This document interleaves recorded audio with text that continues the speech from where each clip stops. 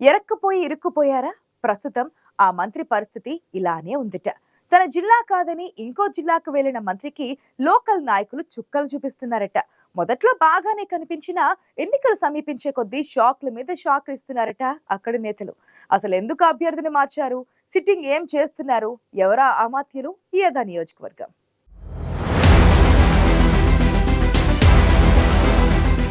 ఎన్నికల్లో గెలుపు కోసం సీఎం జగన్ తీసుకున్న నిర్ణయాలు కొన్ని చోట్ల పాజిటివ్ గా మారితే మరికొన్ని చోట్ల మొదటికే మోసం తెచ్చేలా కనిపిస్తున్నాయి. ప్రస్తుతం ప్రకాశం జిల్లా సంతనూతలపాడు నియోజకవర్గం పరిస్థితి కూడా ఇలానే మారాయి. అభ్యర్థిని మార్చినా ఇక్కడ అంతా బాగానే ఉందనుకుంటే అసమ్మతి రాగాలు మళ్లీ మొదటికొచ్చాయి. అభ్యర్థుల మార్పులు చేర్పులో భాగంగా అధిష్టానం మంత్రి మేరుగ నాగార్జునకు సంతనూతలపాడు బాధ్యతలను అప్పగించింది. నాగార్జునకు ఆదిలోనే అసమ్మతి రాగం స్వాగతం పలికింది. మొదట్లో ఇలాంటివి కామన్ అని అందరూ భావించినప్పటికీ స్థానిక నేతల్లో ఎలాంటి మార్పు లేదట. దీంతో మంత్రికి తలనొప్పిగా మారిందట. సొంత నియోజకవర్గమైన వేమూరు వదిలిపెట్టి సంతనూతలపాడు ఇన్ఛార్జిగా బాధ్యతలు స్వీకరించినప్పటికీ స్థానిక నేతలు వర్గాలుగా ఏర్పడి ఆయనకు చుక్కలు చూపిస్తున్నారట.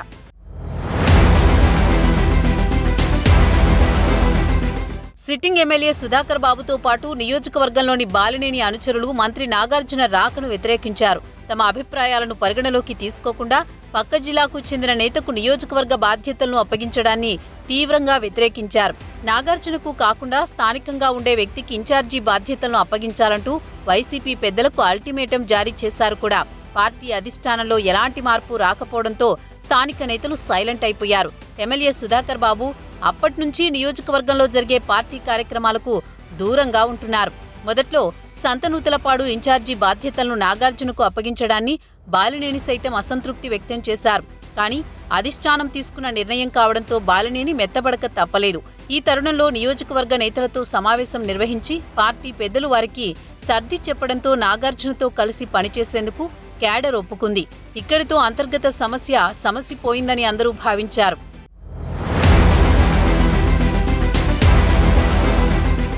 సమస్యలు సద్దుమణిగాయని భావిస్తే ఇంకో రూపంలో తలుపు తట్టాయట.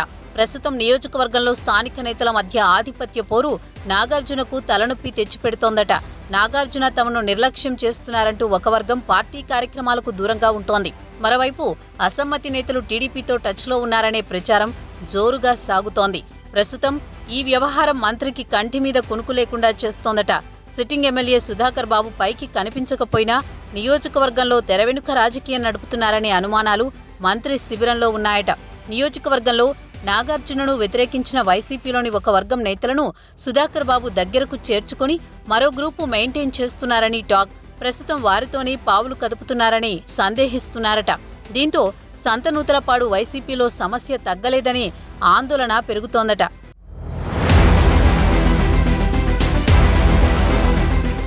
సంతనూతలపాడు నియోజకవర్గంలో తనకు వ్యతిరేకంగా సొంత పార్టీ నేతలై తెరవెనుక రాజకీయం చేయడం పట్ల నాగార్జున ఉక్కిరిబిక్కిరి అవుతున్నారట. రాజకీయ పరిస్థితులను అంచనా వేయకుండా ఇక్కడికి వచ్చి ఇరుక్కుపోయానా అని ఆవేదన చెందుతున్నారట.